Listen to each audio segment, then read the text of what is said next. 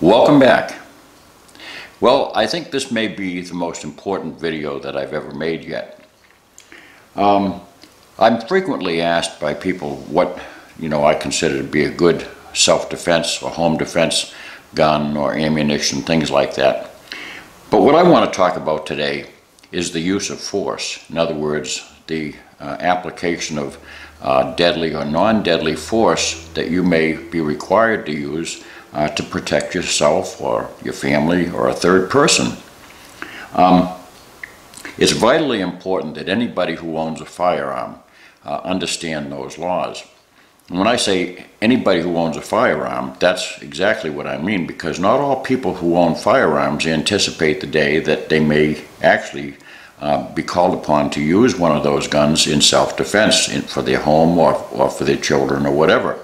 Sometimes it's totally unanticipated. Somebody has a bird gun in the house, a shotgun in the house that they simply take out pheasant hunting or go, shooting partridge with. They don't even think of that gun as a self-defense gun, but then all of a sudden, some night there's somebody in the house that's seeking to hurt them, and all of a sudden that gun becomes a self-defense arm. So it applies to anybody who has a firearm, and it actually should be something that's known by anybody, because you could be called upon to defend yourself with anything, even if it's your bare hands. So I want to talk about self-defense in the use of force. And now I'm not an attorney, and I'm not in the least bit attempting to give you any legal advice. And please, this is a disclosure immediately. I'm not giving any legal advice whatsoever when it comes to how you should act under law with regard to the use of force, because it's impossible for me to tell you that. Every 50 states and the territories have their own statutes and laws regarding the use of force, and they all differ, as many as the 50 states and territories that we have. So every person who lives in those states should absolutely, everybody that I'm talking to should absolutely know what your legal obligations and rights are, and what your limitations are when it comes to the use of force. Now, I live in the state of New Hampshire. As a police officer, from the time I was a young officer, I was teaching recruit officers, and I was teaching senior personnel who had many years on the job about the use of force. And the context that I was teaching was the New Hampshire Criminal Code, and it was RSA 627, which is justification under the Criminal Code, and justification meaning the use of force. It's been a long time since I've taught the topic, and I'm not going to teach you the New Hampshire RSAs. That's the Revised Statutes Annotated. I'm not going to teach you that. I'll tell you some principles that are common throughout all the states, or as far as I'm aware, certain principles generally apply to the use of force by police officers and private persons and certain other types of people, correctional officers, people with special responsibilities, dealing with children and elderly and things like that. So there are particular laws that apply in most states to each category of individual. Now, first of all, let me unpack the basic difference between what is a lawful use of force, whether it's non-deadly or deadly, by a police officer versus a private person. In general speaking, I'm not going to define individual statutes, because they certainly differ. But you can use the analogy of a fire in a building with fire department personnel. Firefighters burning a burning building. A fire causes everybody inside to leave immediately. They evacuate. They get out. And the fire personnel come running in, and that's the way it goes. So the private person gets out, and the firefighters come in. Well, police officers, it's essentially the same sort of analogy. The person who's creating mayhem inside of a building, the private person is seeking to get out of there, and the police officer seeking to get in there and get the bad guy and put it under control. So it's the same type of principle at play. It's also a law, it's a principle under law. A sworn police officer who has that badge on, when he raises his hand and he swears to uphold the laws of his community or whatever jurisdiction he's serving, he is duty bound to place people under arrest who are in violation of the state laws or municipal laws, county, whatever it is. He's duty bound. That's what he's sworn to do, to uphold those statutes and to bring people to bear for any criminal conduct. That's what he's legally bound to do. A private person does not have any such authority. A private person he's given no authority whatsoever to bring anybody into custody. The police officer, going back to the police officer not only can bring somebody into custody, he must bring that person into custody if he's found to be committing a crime in his presence or within his jurisdiction, and he's the one who's detailed to perform that arrest. So it's an entirely different scenario altogether, which brings about a basic principle at play. The police officer is required to seek and to take that person into custody, a bad guy into custody, or he's there to protect himself or a third person from harm, and he can apply non-deadly and deadly force as the law prescribes for that situation and within the limitations of that situation. A private person, on the other hand, his or her obligation is to seek to extricate himself or herself from the situation. In other words, if it can be done with complete safety, and I'm not in the least bit telling a person that they have to flee or retreat if it can't be done safely, but I know of no law in any state that permits a person to stand his ground. In other words, because dueling and mutual combat has never been authorized by this country ever since the beginning. And a mutual combat where a person wittingly and willfully stands his ground and basically engages in assault, that can rise to the basically rise to the tune of manslaughter or murder if a shot should result and somebody gets killed. So let's just reiterate that a person who is a private person is required, if it can be done safely, to retreat from an encounter. Okay?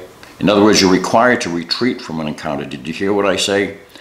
You are not entitled to stand your ground and duke it out. You're not entitled to stand your ground and to bandy back and forth the threats, which ultimately results in somebody pulling out a gun or two people pulling out a gun or a knife or whatever and getting into a mutual combat. Because right there and then, you both become mutual combats and you're both guilty of the same offense.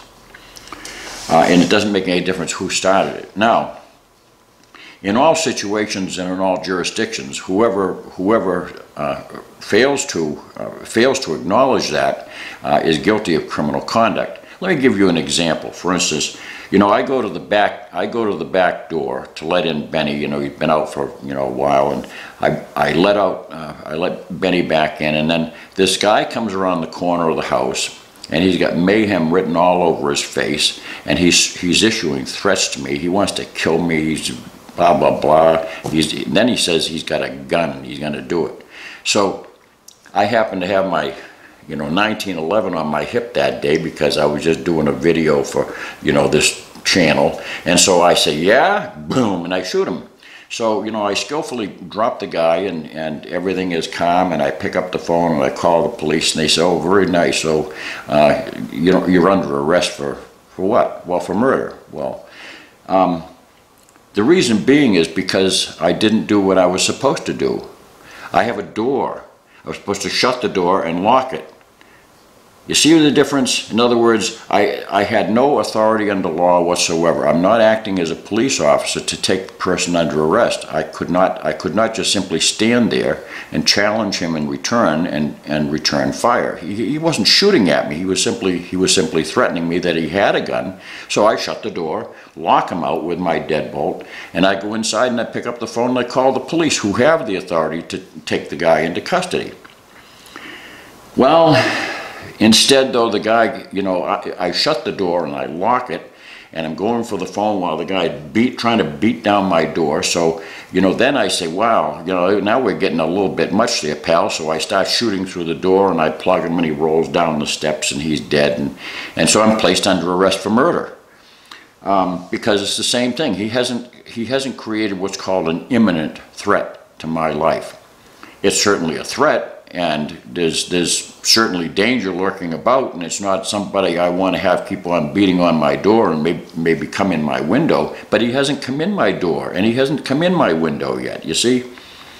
Even if his hand came through the window, he's not in the house yet. I'm still on the phone, and I'm telling him, the guy just put his hand through the window, he's reaching for the lock, I'm doing everything I can to keep him out. Get here in a hurry because this guy's a bad dude and everything else. But I haven't shot yet, and so when the police arrive, you know, they'll tase him or whatever, and they'll, you know, put him under control, get him in the handcuffs, and the paddy wagon will come and take him away. That's the way it goes down. And if it goes down any other way, if it goes down such that you shoot the guy before he's actually an imminent threat to your life, you're basically barking up the wrong tree, and you're going to find yourself in danger. I'll give you, a danger of being arrested. Let me give you another scenario. You know, you pull up to the curb and you're about to get out, and then some wise guy comes up to your car and he starts threatening you and everything. So, you know, you open up the door and you stand up and you say, "Oh yeah," you know, and then something gets back and forth, and you say, "Oh, okay," boom, and you shoot him. Well, you just committed murder. Because when you got out of your car, you alighted from your car and you stood up and you stood chest to chest with the guy, you know, and you told him that you were going to protect yourself and that he had no business talking to you that way. Well, you just basically engaged in a mutual combat because you had no right to do that. You basically started a duel. This is the essence of mutual combat. This is when two people decide that one's gonna say something and the other one's gonna say, "Oh yeah," and so, you know, you have to cease and desist. The only lawful conduct is for the aggressor to basically be left where he is, if you can at all do it with safety. You cannot become a willful actor or participant in such an encounter. You have to cease and desist and go your own way peacefully if it's at all possible. You know, and you have another type of fairly common scenario where, you know, you're in a bar, and you know, there's some jerk on the other side, you know, maybe you looked at his, you know, girlfriend the wrong way or something, or he thinks you did, and so, you know, the language starts across, and go ahead, pal, and I can take you, you know, looking at my lady like that, I'm gonna come over there and wipe you out, you know. So what you do instead is you say, no, you're not, you know, and then you stand there and you wait for the guy to come around the corner. Well, I'm sorry, but it might look cowardly, but your only legal course of action is to leave the place. Say, "Mr. Bartender, I'll settle up with you later. I'm out of here." That's it. Get out. That's it. Just get out.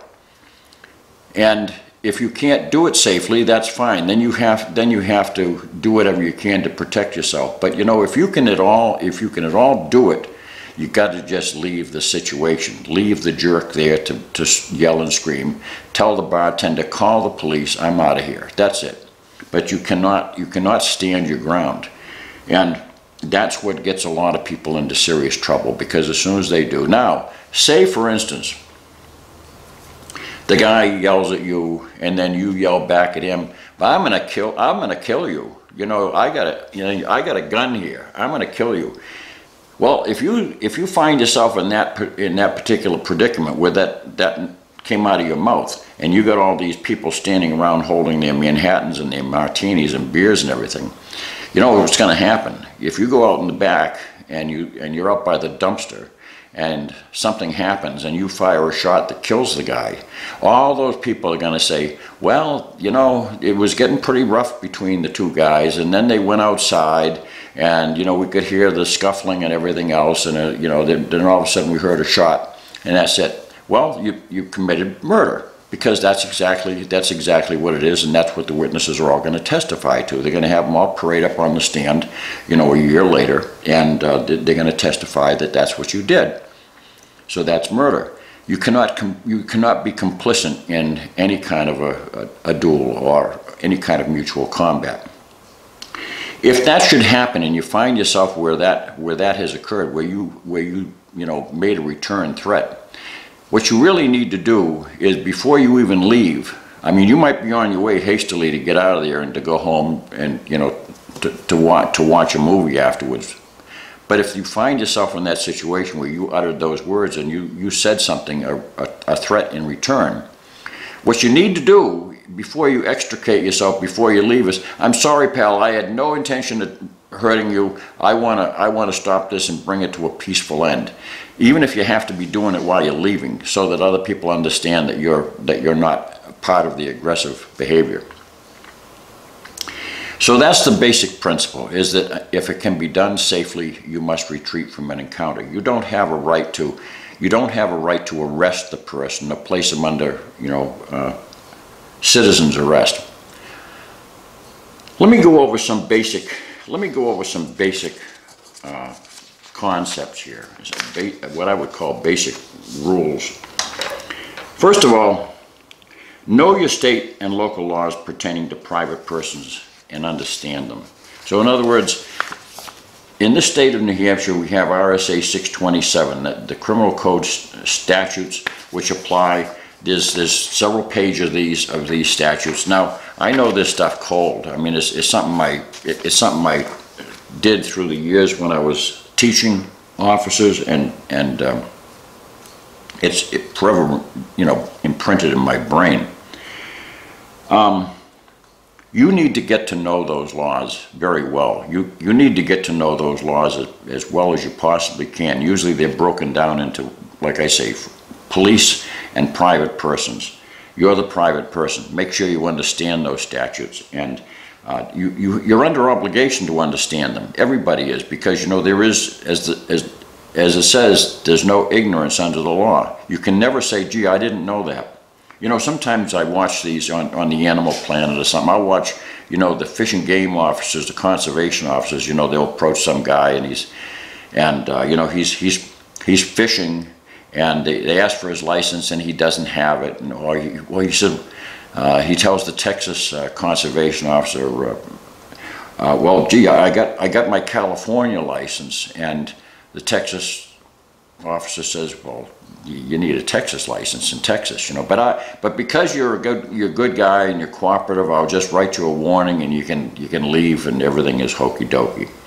You don't get any written warnings, and you don't leave when somebody's left dead on the pavement or bleeding, and they end up having to go to the hospital to have this, you know, have body parts repaired and replaced. So, you know, there is no ignorance under the law.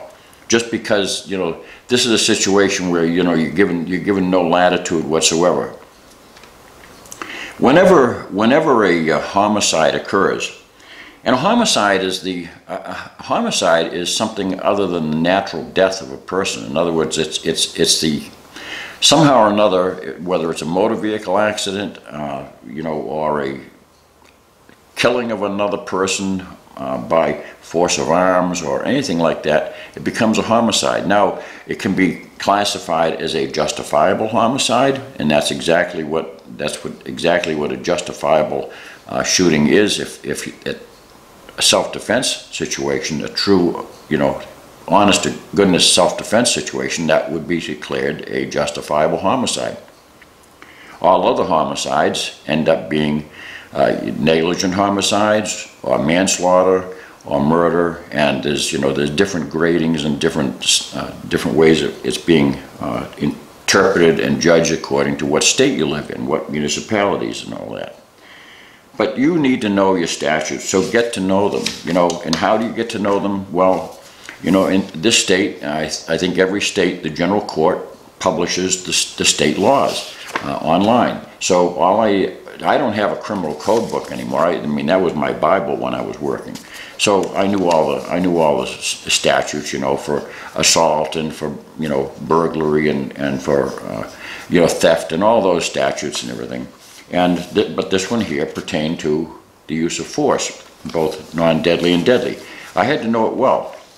Every police officer absolutely had to know it well. That was something that he was held accountable for. And just so, a private person is held accountable should the situation occur that they have to know. Sometimes things happen pretty swiftly, and they can get people into a bad situation in a hurry, and sometimes without even anticipating that it's a bad situation. How many times do you think you opened your car door on the street and nothing has happened all your life? You open up the car door and you get out, you open your car door and you get in, and so forth. But all of a sudden, one day you open up your car door, bam! All of a sudden, some kid comes slamming into your car with his bike, and he goes over your door, smashes his head on the pavement, and dies. Well, you're guilty of negligent homicide because you did something which was unsafe. You opened your car door when it couldn't be done safely.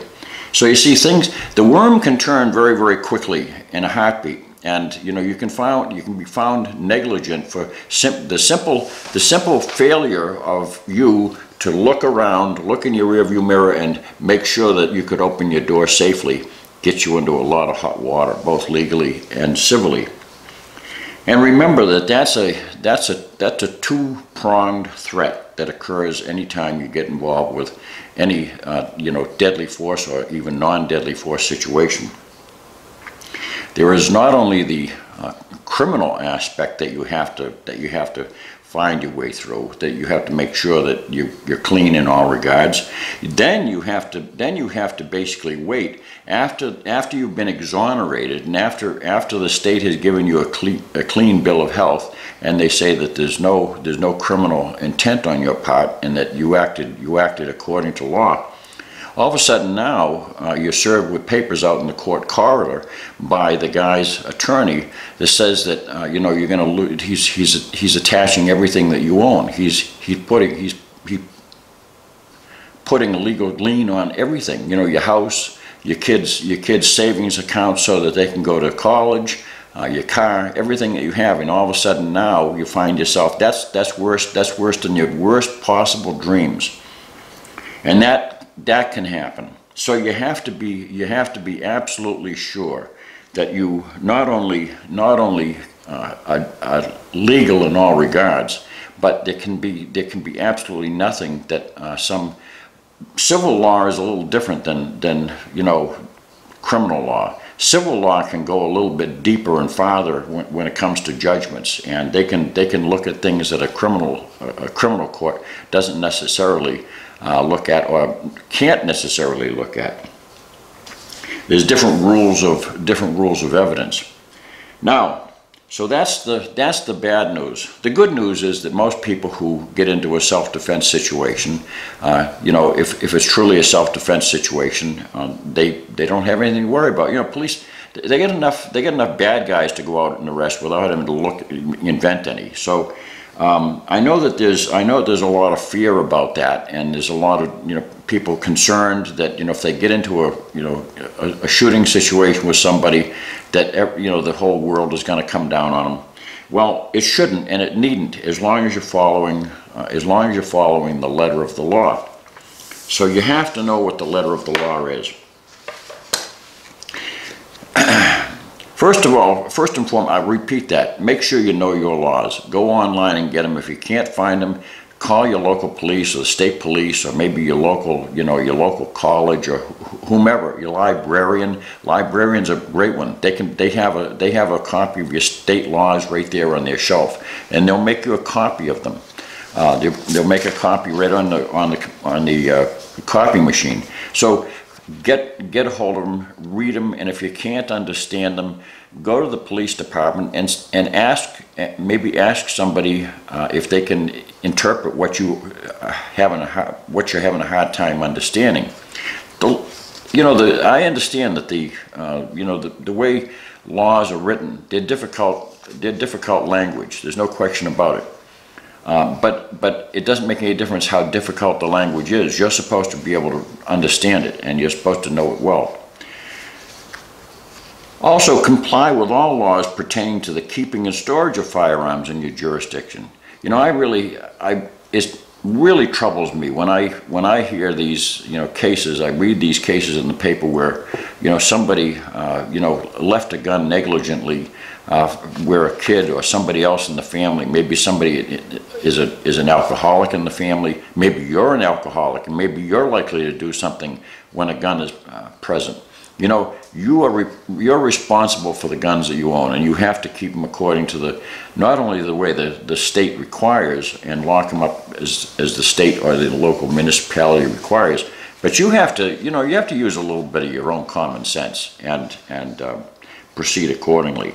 So don't invite trouble by leaving guns scattered around, or leaving a gun where a child can climb up and get it. And trust me, they will climb up and get it. They'll go through drawers. They'll do everything when you're not home. So make sure it's locked up. I think one of the worst possible things that people do. I see this all the time on YouTube. No matter what it is, all these blogs and everything else, there's a lot of braggadocio. There's a lot of loose talk about how somebody's going to double tap somebody someday, and they have a sniper rifle. I do not own a sniper rifle. I encourage you to not own a sniper rifle. If you think that you can say that you own a sniper rifle, you may find yourself in extremely hot water someday, because that can be used as evidence against you for a culpable state of mind. In other words, that you had an object in your mind that was not within your rights. You're not a police officer with a sworn duty to uphold the law, and you're not a military person who is practicing at what he has to remain proficient at. You're a private person. Private persons are not entitled to snipe anybody. They're not entitled to learn how to kill other human beings. That's not what they're entitled to do. They're entitled to learn how to target shoot. They're entitled to learn how to take a firearm and shoot it and become competent with it. But the placement of silhouette targets downrange, shooting at silhouette targets, is something that can really, it's legal. You can go in the store and buy all the silhouette targets you want. I recommend that you don't. I don't recommend that anybody, anytime, any private person have in their possession silhouette targets, because should the event ever occur where you actually had to use your gun in a self-defense situation, you could very easily find that silhouette target is used in court and presented as, evidence number one. And that could be used to encourage the jury to say, this is a guy, he's been just dying. This woman's been dying to plug somebody someday. So look how effective she is, and she always aims for his head. Not to wound. Because the way this is always cultured is, it has to be that your action was the last possible alternative. Do you understand what I just said? Your action has to be the last possible alternative. That, in other words, that there was no other reasonable means of escape, and there was no other reasonable means of bringing the situation to an end. There was no other reasonable means of doing what you had to do. But premeditating the act of killing a human being is something that can be used as evidence against you in a court of law, and it will be used as evidence against you in a court of law. There's no question about it. This day and age, in the electronic age, when I was a police officer, I was a police investigator. I was a sergeant as a detective, and I did a lot of homicide investigations. I spent a lot of time writing up search warrants and things like that. And we searched. You apply for a search warrant, and search warrants are given to you pretty freely when there's a homicide involved. They become pretty easy to get a search warrant for somebody when there's a homicide, and there's no question about it. I'd be going to the person's computer and searching down all their records. That's what every police department now is doing. They're going online. They're looking at. They'll search. They'll grab your computer. They'll decompile your hard drive. You can't erase that stuff, I guarantee you. They'll take that hard drive apart and they'll read that thing like it was a book, because it never goes away. And they have special trained officers that do that. They'll find out every single site. They'll figure out every single site that you ever belong to, every blog that you ever belong to, and they'll start reading down through your blogs and see what sort of things that you wrote. And if you'd like to have diarrhea of the fingers, and you like to keep on going about how you're going to someday, boy, you just that guy better not get in my sights, because I know how to drill him right through the eyes. Well, that's the sort of thing that's going to end you up behind bars, contemplating your navel for 20 years. You've got to be very, very careful. If you have any such things online, what I recommend to you is that you get them offline as fast as you can, post haste. And if you've gone around, bragging to everybody about these acts of bravado that you're prepared to accomplish and everything, you probably need to basically become a monk, because you're in trouble someday if you really ever have to get into a situation where you defend yourself. There's going to be an awful lot of unfortunate stuff brought up to illustrate that you're not necessarily, maybe you really weren't defending yourself. Maybe this guy, this woman was not defending himself. Maybe they were looking for trouble. Maybe they were coming someplace or setting up a situation where, they could finally shoot a real person instead of a silhouette target. You got to understand that perception is 9/10 of the law. When the investigations start, the way things happen, people, all they know is what they see in the paper and they see on the news. I'll tell you what happens.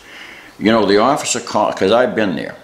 The officer calls in and, they say, Captain, you just had a shooting. I say, yeah, I just heard it on the radio.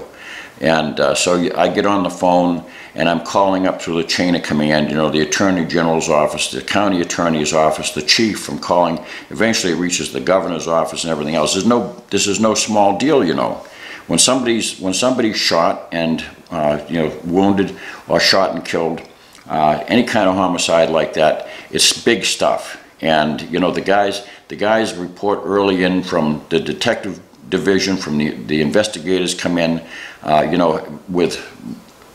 with their slippers on, and they're ready to go to work, early. Everything starts coming down on the investigation, and warrants are being drafted. Everything starts happening at a very, very fast rate. And you don't want to have anything but the cleanest possible nose. You really do. You want to be clean as a whistle. You don't want to have any history anybody can look at and point at. You don't want to have anybody say, whoa, he said that online? Because that detective and that prosecutor, they're going to be licking their lips. They're going to say, this guy here we got him, we got him. And they're going to build a case. You've got to be very, very sure that you have a clean nose. Leave no trail of any kind of, message that you are, you know, going to be a vigilante, or that you're going to fix the world, or that you have a sniper rifle, or that you have any kind of anti-personnel nonsense whatsoever. You know, if you're not in the Army, or if you're not a Marine, don't be talking about double tapping anybody. Don't be talking, I mean, even a police officer of any kind of intelligence doesn't go doing that, because, you know, in my decades of service as a police officer, I'm very happy to say that even though, you know, I conducted hundreds of, I could never begin to tell you how many hundreds of arrests that I conducted throughout the course of my career. And most of them went pretty well. You know, when you say, you know, I'm placing you under arrest, it usually goes pretty well. But every now and then, you know, somebody decides they're not necessarily going to go along peaceably, and, you know, things escalate. But I always got him under control one way or another, and he always ended up being in my custody, one way or the other. But I can say very gladly and very happily that I never had to shoot anybody. And I don't know of any police officer that I've ever worked with that was any different than that. They were all very happy. If they went through their career without having to shoot anybody, that was a very happy thing for them. You know, they celebrate and they have a beer at the end of their career with all the guys, and that's good news. That's not something they ever wanted to do. When a person is selected to be a police officer, one of the first things that they do is, besides the agility tests and, you know, all the, you know, the intelligence tests, all the different things that they take, there's also, you know, they send you to a psychiatrist to see, you know, what's ticking upstairs, and they're not interested in anybody who has any, you know, is nursing any notions of shooting people or anything like that. That's the first person that's taken off the list. And you know, they sometimes they're wannabes. You know, they'll go working for some private. They'll be working for some private company. You know, driving a truck around with money in the bag, in the back, so they can you know, wear a uniform and a badge or something. But, you know, they're not going to be on a police department because they got a few things wrong upstairs. Basically speaking, you know, God hardwired us to be non-lethal. That's, you know, he said, "Thou shalt not kill." He wrote that on stones, you know, for Moses to carry down the mountain. But he also wrote it in our heart, and that's the way things go. We're hardwired to not kill other people. And I can tell you what happens to police officers. I've known a few unfortunate situations in my career where police officers were lawfully compelled to shoot a person and kill him. When I say lawfully compelled, they had no other alternative. Every possible alternative had been, there was none. It had been exhausted. Or there was no possible way that officer could avoid what he had to do. He had to shoot somebody, and the person died. I only know of one of a number of officers that got into that situation. I only know of one that actually was able to stay on the job. Most of them quietly leave the job. It's not, they'll never say they're leaving the job because of that. You know, they're leaving because their knee goes bad, or, you know, they decided they're going to take a different job because they get a better job offer, but they leave the job because, you know, it eats at them terribly, or they become alcoholics and addicts and things like that, because you know, post-traumatic stress disorder is a real thing.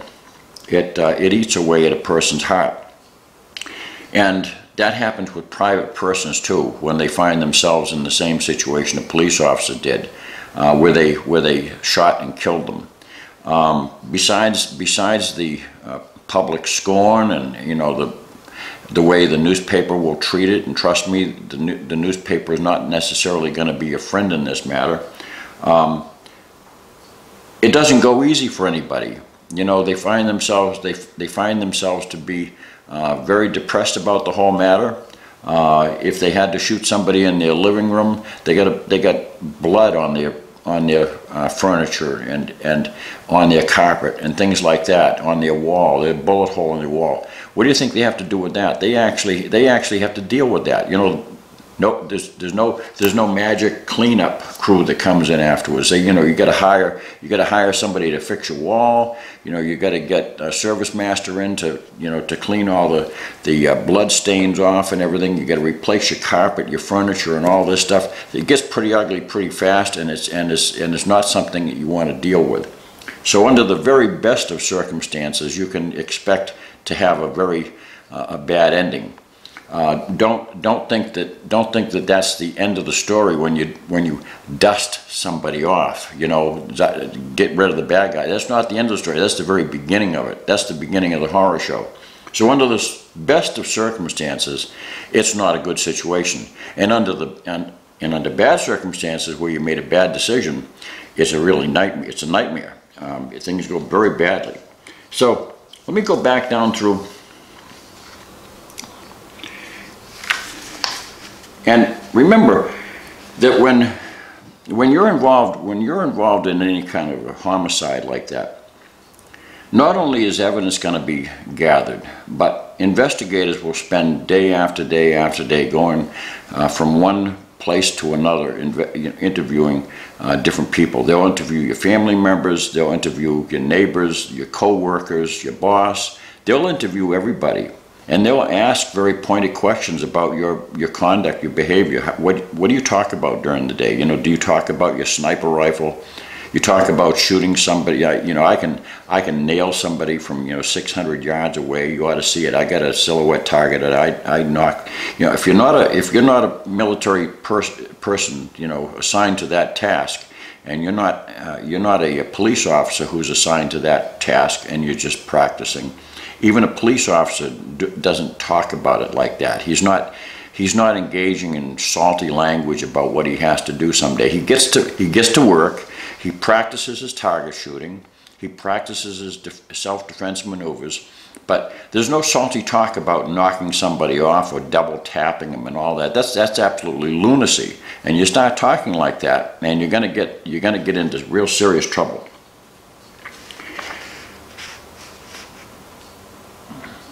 And as far as making citizens arrest, this is something that has occurred on occasion.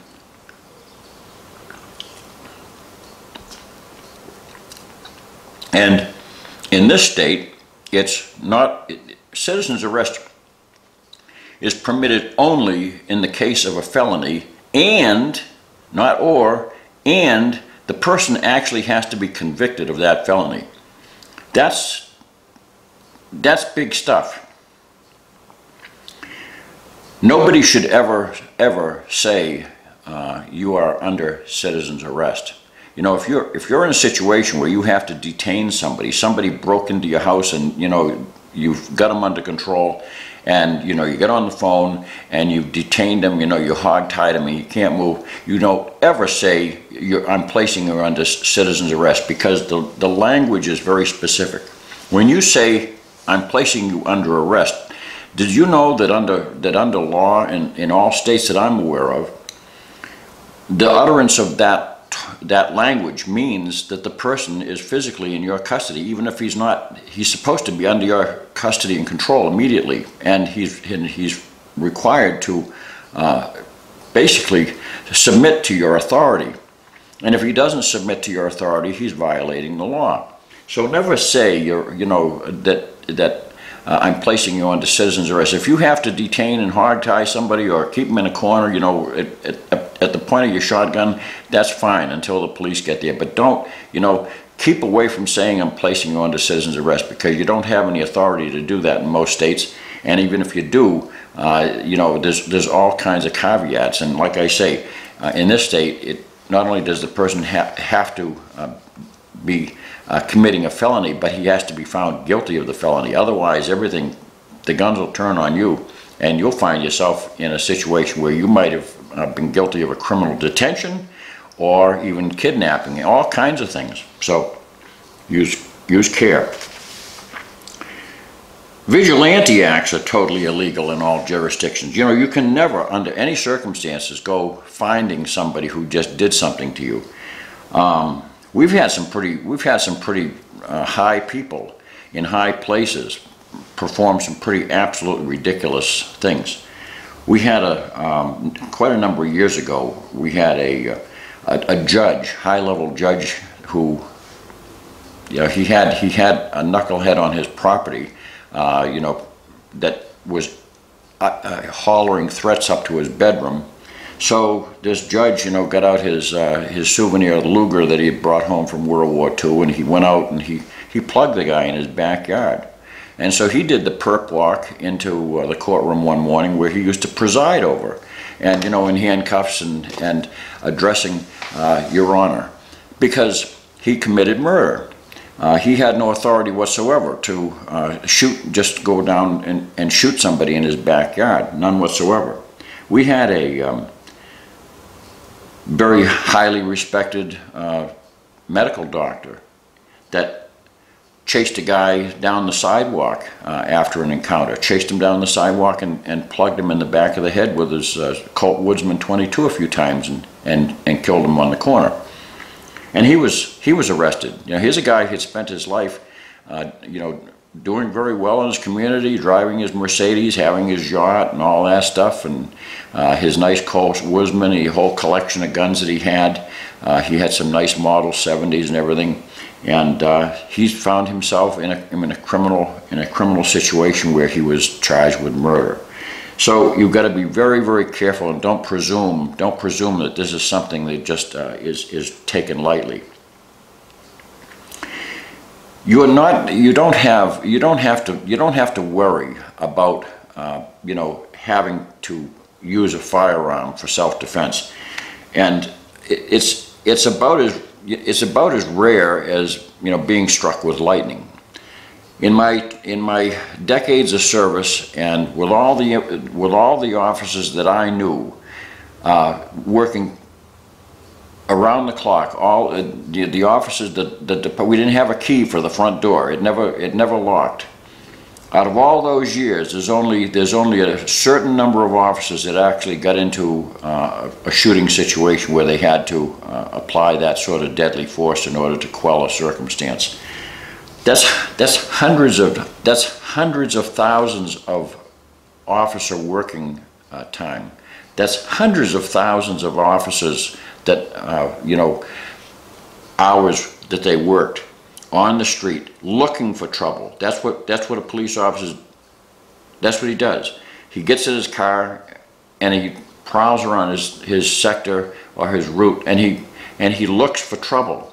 And it's his job to stop the trouble, to arrest the troublemaker and all this stuff. And yet all those years that I only knew of a few people that ever actually had to get into a shooting encounter where they had to, you know, shoot somebody else. So there's very good reason, and we had some tough neighborhoods, a lot of tough neighborhoods, and not all the shootings occurred in tough neighborhoods. But if that's the case with a very active department that has a lot of people in the community and a lot of man hours worked by police, you know, endless police working constantly around the clock. If that was the outcome as far as deadly shooting situations between police and you know, combatants, just think how it shouldn't be something that you need to worry about. You know, if you have your concealed carry permit, that's good. It'll give you a sense of, you know, a sense of security. You need to learn how to use that firearm.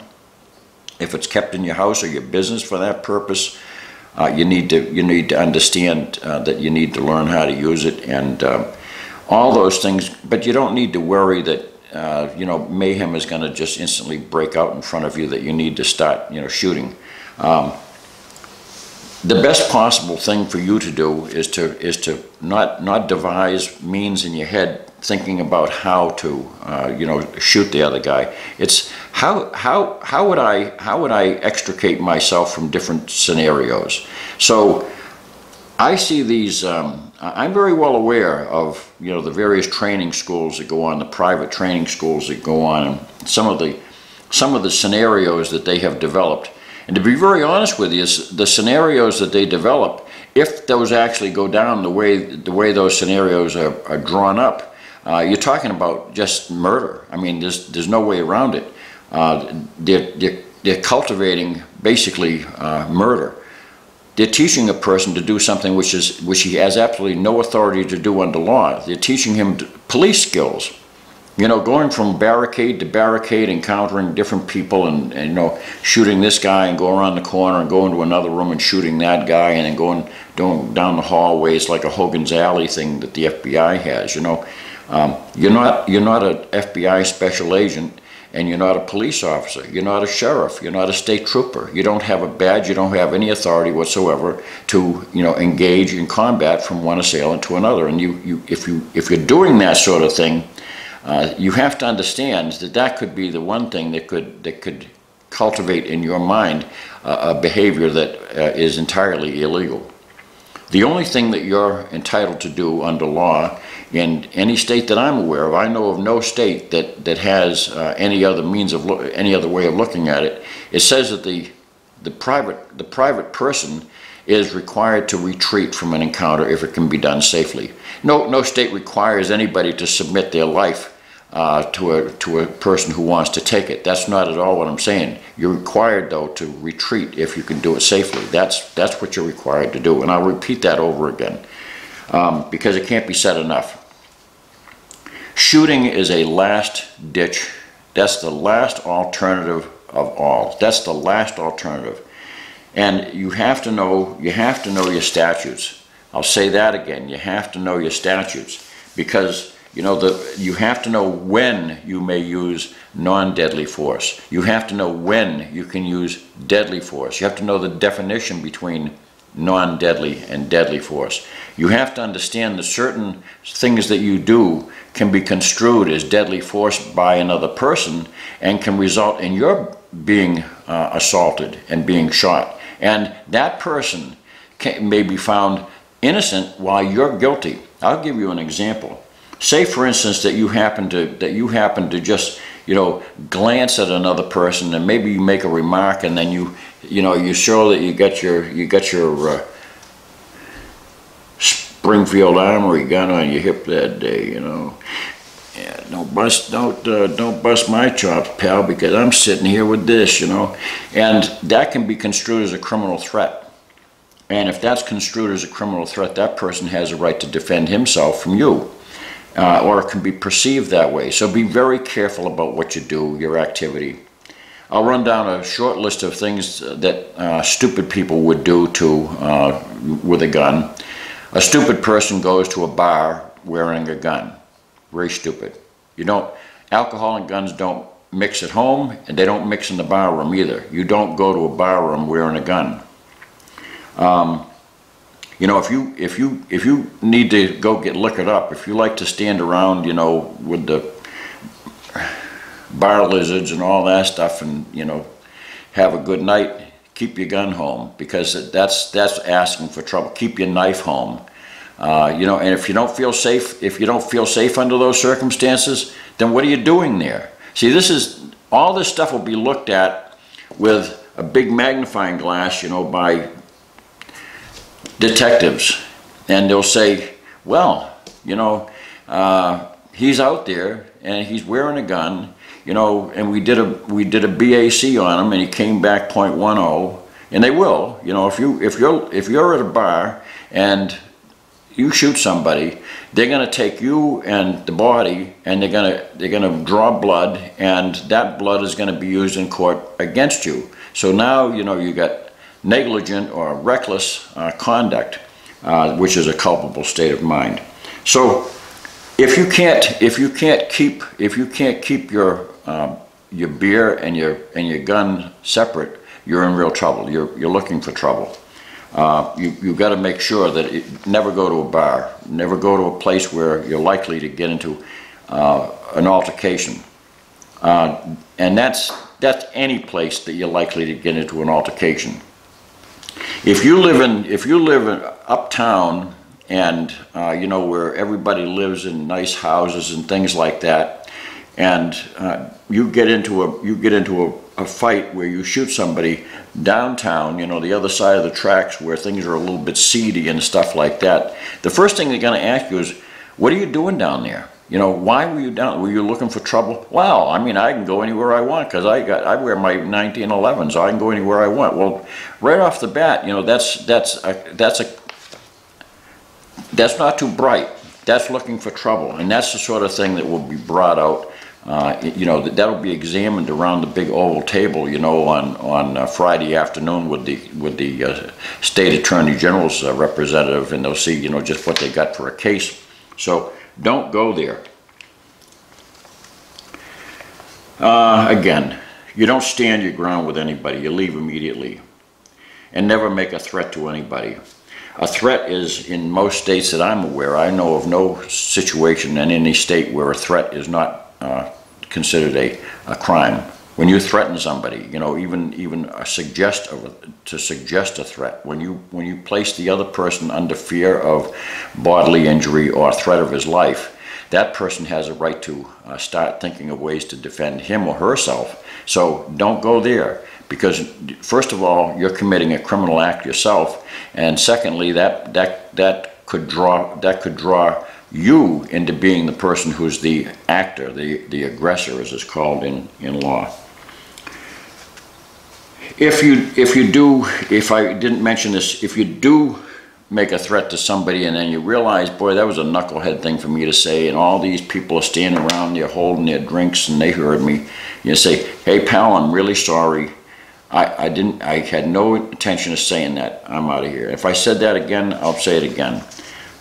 It's important to communicate to the other person so that everybody present can understand that you decided to cease and desist. And if the other guy wants to be a bonehead about it and to seek things in a different way, well, that's his problem. But at least you've done what you could do to you know, defuse the situation.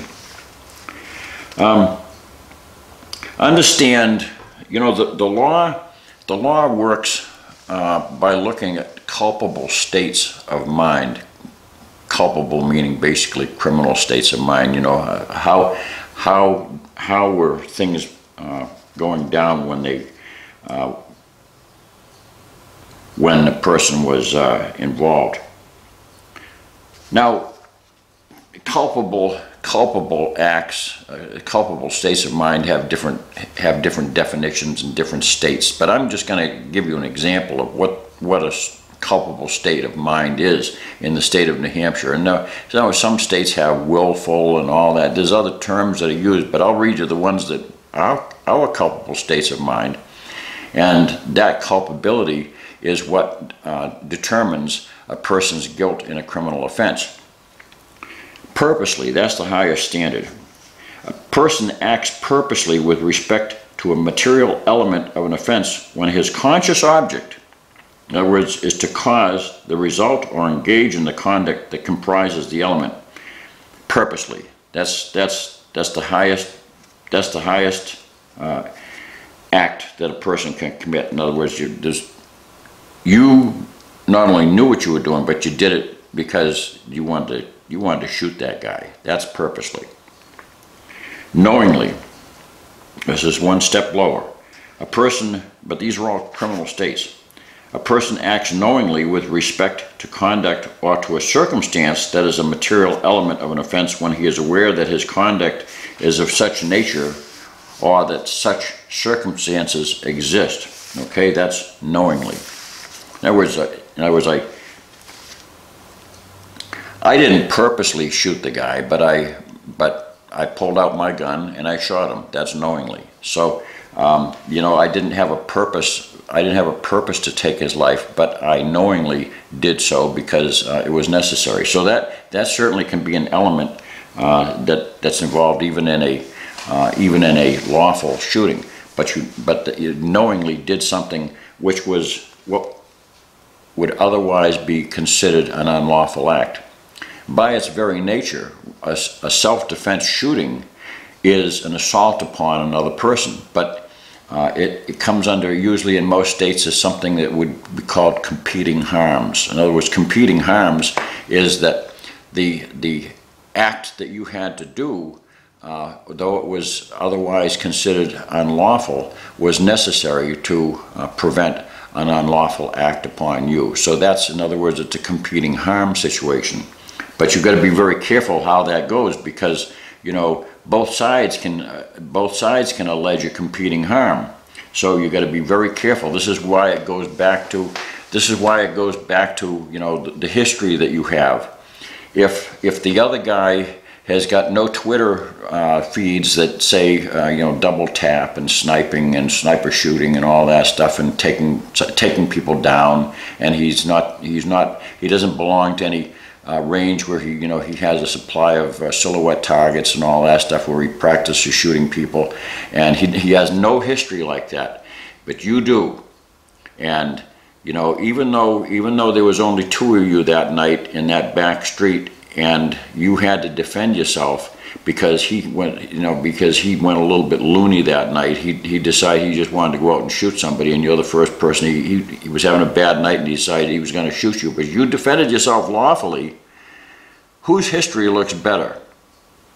Yeah, his history looks better, and yours looks crappy, and you're the one who's finding yourself doing the perp walk the next morning. So don't go there.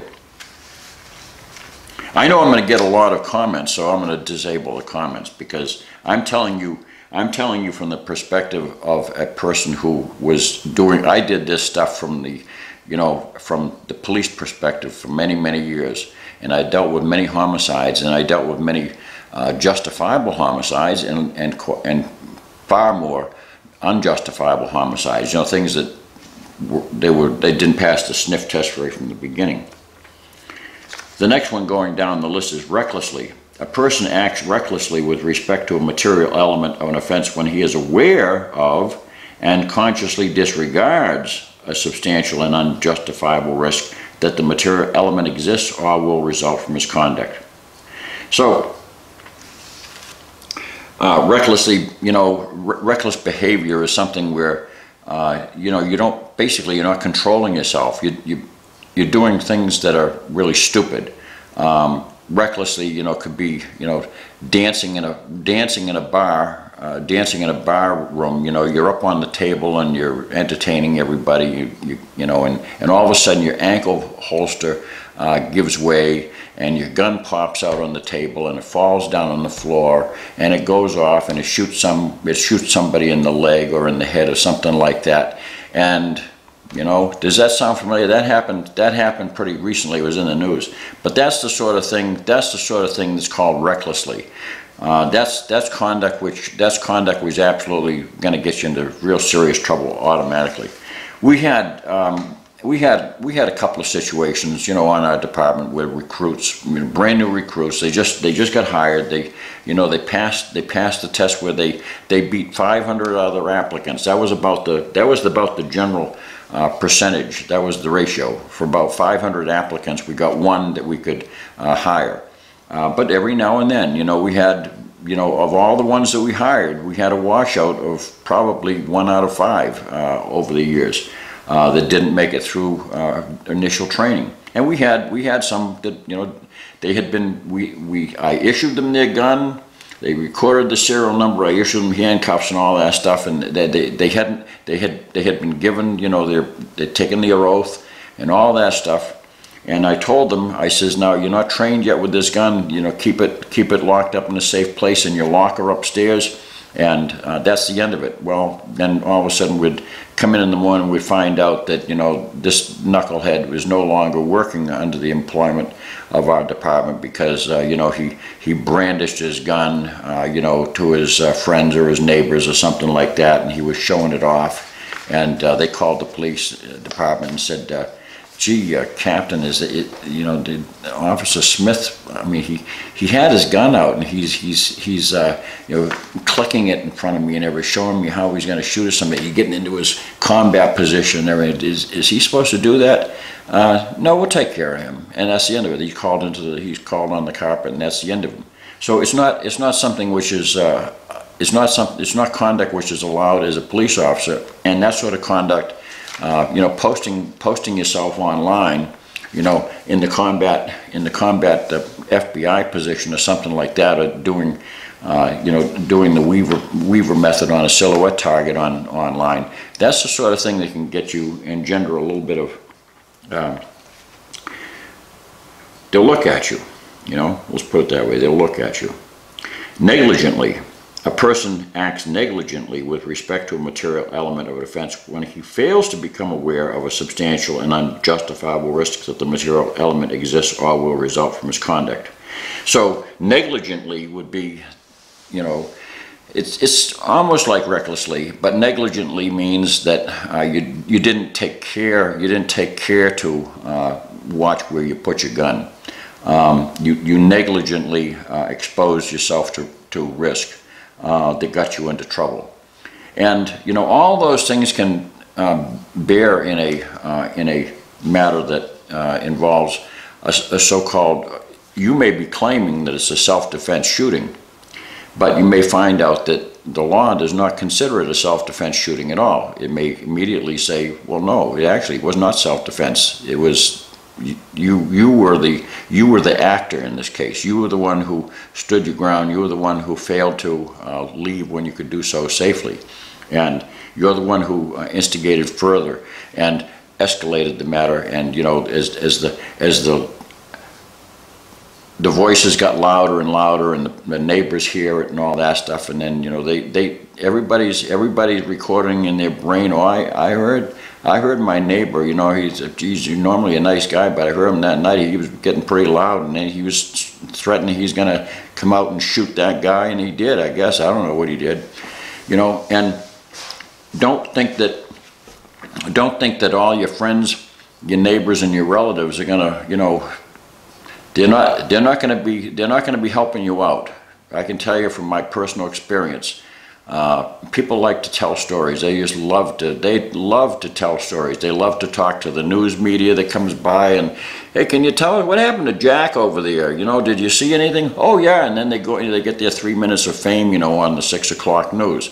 People love to talk, and you know, you're gonna if they have something to say about you, it better be good. So make sure you keep, as I say, keep your nose clean. All right. What to do in a post-shooting situation? What sort of conduct? What is your responsibility? Well, universally, if you're involved in a situation that involves any kind of assault or threats or, you know, shooting, knife, no matter what it is, report it to the police immediately, please. If you don't do that, you know, that immediately draws suspicion. If you can do so safely, remain at the scene. You know, nobody's required to remain. Nobody's required to remain where, you know, they may be shot and killed by somebody who is retaliating or something like that. But if it can be done safely, you know, remain at the scene, and as soon as the police get there, you know, surrender your firearm and give them a complete, you know, tell them what you had to do, and you know, let them know fully what occurred, so that they have a clear picture in their mind that doesn't make it look like you're the bad guy. You know, and now I'm not giving you any legal advice here. I mean, if you've done something wrong, or if you suspect that you know, you might be, they may be investigating you for homicide, an unjustifiable homicide, well, then I recommend that you keep your mouth shut and call an attorney. You know, because anything you say and do will be used against you. It says it may be used against you, will be used against you. Trust me, guaranteed. So, you know, that's your call.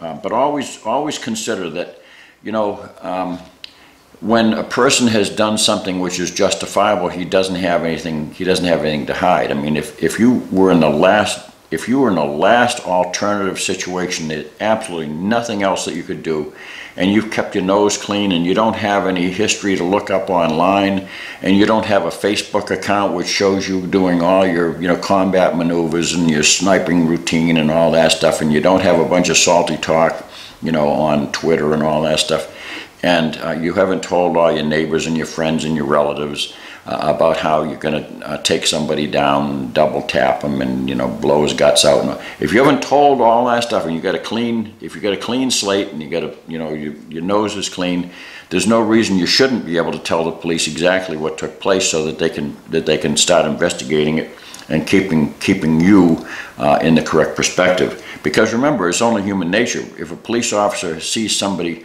there's a little bit of guile, and he's not being forthcoming, and he's not giving you information, you can't help it. The police officers are human beings. They say, what's this guy trying to hide?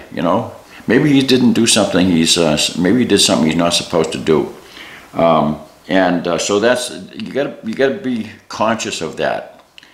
I'm not giving you any advice in that regard. It's your call, period. It's your call. You have to decide what to do. If you think it's appropriate to call the the NRA attorneys and make sure you call your attorney, all that stuff, and you want to keep your mouth shut and say nothing. That's your call. You're entitled to do that, and I'm not giving you any recommendation to the contrary. I'm telling you though how, as a police officer, certain types of conduct is looked at, and when somebody's trying to be very cagey and not say anything, there's reason to think that there's maybe he's trying to hide something. He's protecting his hide because he thinks he's going to get arrested.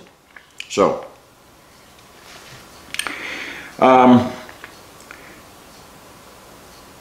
civil liability, that's the biggie. Now in this state, a person who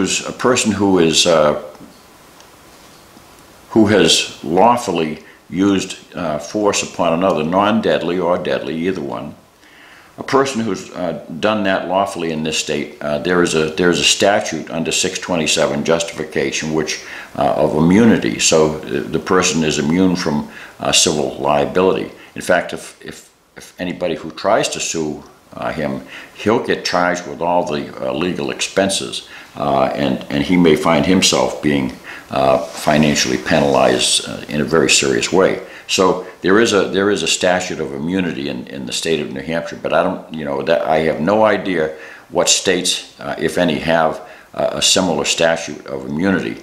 I know that a lot of people have gotten themselves into very serious civil liability, civil problems that are totally different from the legal end of it. In other words, the criminal aspect.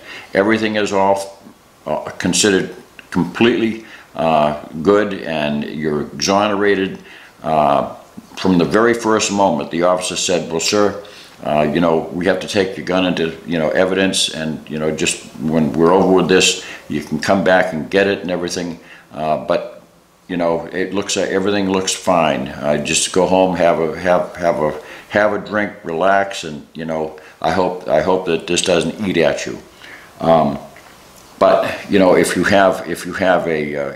have a situation that looks fine and dandy on the outside from a criminal point of view, and that you're not being looked at as being guilty of an offense, you still could be found in some states as being civilly liable. So you got to be prepared for that. You got to know what your state laws are, and if you can't stand the thought of the circumstances following an encounter like that, well, you're gonna have to sit down with yourself and have a good talk, and say, self, I don't know, should I go out with a gun, or should I just not go out with a gun? Maybe I should just take up watching cartoons or something.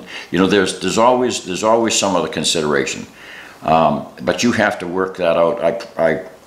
I pray you work that out before you get into a bind. And just remember what I told you, that all the police officers that you hear about, there's a lot of police shootings. There's no question about it, but there's thousands and thousands and thousands of police officers working every single day in the United States of America, and they work thousands and thousands of hours in their entire career. And the great majority of them never have to fire a shot that kills another person. So, your chances of getting involved with that sort of thing is very, very slight if you keep your wits about you and you use common sense and you don't look for trouble. Keep your door locked. If there's somebody out there, if there's mayhem outside, stay inside your castle and don't get into trouble. Whatever you do, never chase after the trouble. That, I guarantee you, that's the thing that gets people in more hot water than anything else. In my career, I would say that there were at least a half a dozen cases that I know of personally where somebody had every opportunity to just shut the door, but they didn't. They decided they were going to go out on the front porch or something, and they were going to address the matter, and they were going to, they were going to tell the person to go away. Instead of going inside their house and locking it up and staying in there, they went outside. As soon as they went outside their threshold and they engaged the guy, now we're starting to get into a mutual confrontation, and this is where things start falling apart very, very quickly. And when you shoot somebody outside where you had no authority to, when you could have, remember what the law says, if you can with complete safety retreat, you must do so. Well, the first place of retreat at a household or in a business is your door, or your barn is your door. You get inside, you find, if you're in a car, you drive away. You just get out of there. Just, spin some rubber and get out of there. But you don't hang around and you don't engage the person and, start challenging him in mutual discussions about, what's going to happen and how you're going to fix it, because people are going to hear it, and that's it. When they do an investigation, trust me, they'll be gathering all the evidence, and they'll find the spent cases that went off over your porch and everything that you couldn't find in the Hollies. They're going to be out there, and they're going to find all that stuff, and they're going to determine how the guy got shot. So keep your wits. I hope this has helped you out. I hope this has helped perhaps address things, and as I say, I'm going to disable the commentaries, because I know the culture out there is at least 80% of the people who are watching this are probably going to be absolutely ballistic that I ever suggested that they shouldn't shoot at silhouette targets. Well, you can shoot at all the silhouette targets you want. I have no problem with that. I'm just telling you, it's your call, and don't blame me if someday one of those is tacked up as exhibit number 2 for your conduct and how you premeditated that someday you were going to shoot Jack Smith that they're passing pictures around to the jury. That's your call. I don't recommend it. I don't do it, and I wouldn't do it. And as a citizen, you're really looking for trouble. And if you're involved with these maneuvers, that's something that can build a track record for you that you may not want someday. So take it for what it's worth, and thank you for watching. Benny's doing awesome. He's doing well. Thanks for asking. God bless.